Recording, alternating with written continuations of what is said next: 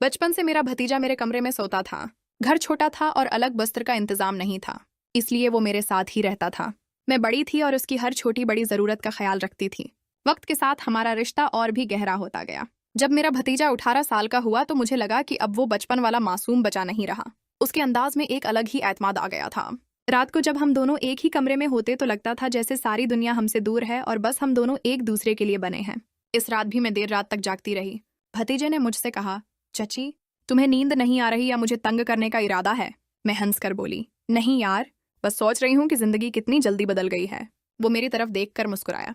उसकी मुस्कान में एक नई शरारत थी जो पहले कभी नहीं देखी थी। मुझे लगा जैसे हमारी बातें अब सिर्फ चची भतीजे वाली हद तक नहीं रहीं, कुछ और ही रंग चढ़ रहा था। मैंने मजाक में उसके बाल खींच लिए। वो बोला, चची, आपको पता है आप भी बिल्कुल कॉलेज वाली लड़की लगती हैं। शादी क्यों नहीं की अब तक? मैं कुछ देर खामोश रही। बोली, जिंदगी की मजबूरी थी, लेकिन क्या जरूरी है कि खुशियां सिर्फ शादी से मिलें? वो मेरी तरफ और करीब आ गया, जैसे मेरी बात समझने की कोशिश कर रहा हो। उसके चेहरे का वो एक्सप्रेशन मुझे अजीब सा लग रहा था, थोड़ा मासूम भी, थोड़ा अलग भी। मैंने कहा, हो गया, अब सो जाओ, कल तुम्हारी कोचिंग भी है ना? लेकिन उसने हल्की सी मुस्कुराते हुए कहा, ठीक है चची, पर एक बात है, आपके बगैर नींद ही नहीं आती। ये एक लाइन किसी वजह से मेरे दिल की धड़कन तेज कर गई। इस रात हम दोनों एक ही कंबल के नीचे सो गए, मगर नींद हम दोनों की आंखों से दूर ही रही। अंधेरा था, खामोशी थी और एक अजीब सी कशिश, जैसे कहानी अभी शुरू हुई हो। अगली रात भी वही मंजर था।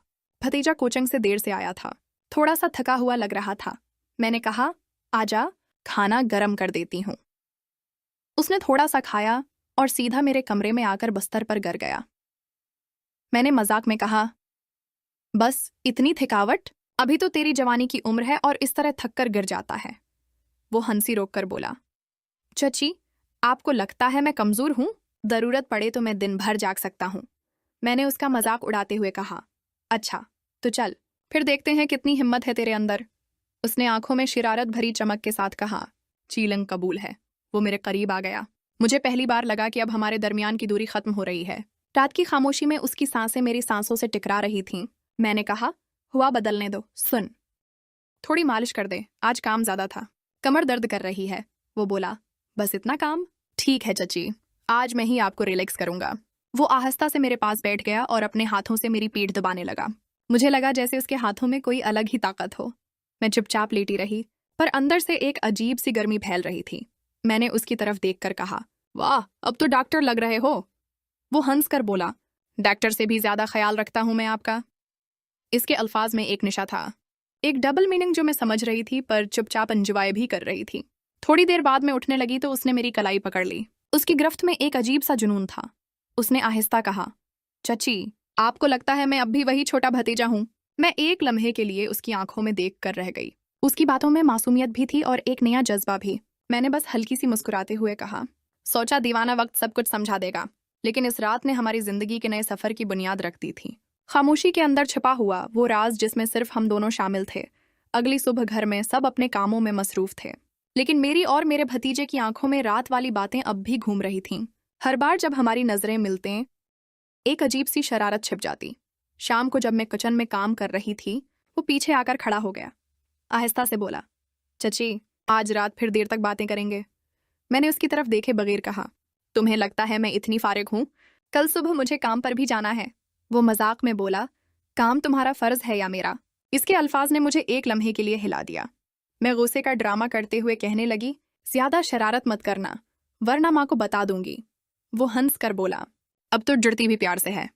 इस रात वो फिर मेरे कमरे में आया। अंधेरा था, बस खिड़की से हल्की चांदनी का नूर अंदर आ रहा था। वो बस्तर पर बैठकर बोला, चची, एक बात कहूं? मैंने कहा, हाँ कहो। वो थोड़ा रख कर बोला, चची, जब मैं आपके पास होता हूं ना, लगता है जैसे दुनिया की सारी परेशानियां दूर हो जाती हैं। और सच कहूं तो मुझे नींद भी तब आती है जब मैं आपके पास होता हूं। मुझे उसके अल्फाज में एक अलग ही खड़दरापन महसूस हुआ, जैसे वो दिल की बात अंदर से कह रहा हो। मैंने हल्की सी मुस्कुराते हुए कहा, पागल, अब भी वही छोटा बच्चा है जो बचपन से मेरी गोद में सोता था। वो मेरे करीब आया, आंखों में देखकर बोला, नहीं चची, अब मैं बच्चा नहीं रहा। इस वक्त एक खामोशी छा गई जो सब कुछ कह रही थी। उसकी सांसें तेज थीं, मेरी धड़कन बढ़ रही थी। कंबल के अंदर हम दोनों बिल्कुल करीब करीब थे। हर छोटी बात अब डबल मीनिंग बन गई थी। मैंने मजाक में कहा, चुप कर, सो जा अब। वो हंस कर बोला, ठीक है, पर आज मैं तुम्हारे इतना करीब सोऊंगा कि दौरी का नाम वो निशान भी न रहे। और फिर उसने अपना सिर मेरे कंधे पर रख दिया। इस लम्हे मुझे लगा कि रात का सफर अब नया मोड़ लेने वाला है। आज रात जब उसने अपना सिर मेरे कंधे पर रखा तो मुझे पहली बार लगा कि वक्त कितनी तेजी से बदल गया है। बचपन से जो रिश्ता सिर्फ मासूमियत तक था, अब उसमें एक नई कहानी लिखी जा रही थी। मैं खामोश रही, लेकिन उसकी सांसें मेरी गर्दन को छू रही थीं। अंधेरा, खामोशी और कर्बत सब कुछ एक नशा बन चुका था। इसने आहिस्ता से कहा, चची, आपको पता है, मैं दिन भर बस उसी पल का इंतजार करता हूँ। मैंने हल्की सी हंसी में कहा, किस लम्हे का? वो बोला, जब हम दोनों एक ही कंबल के अंदर हूं और मैं बस आपके करीब रहूं। उसके अल्फाज में मासूमियत भी थी और शरारत भी। मैंने उसकी तरफ देखा।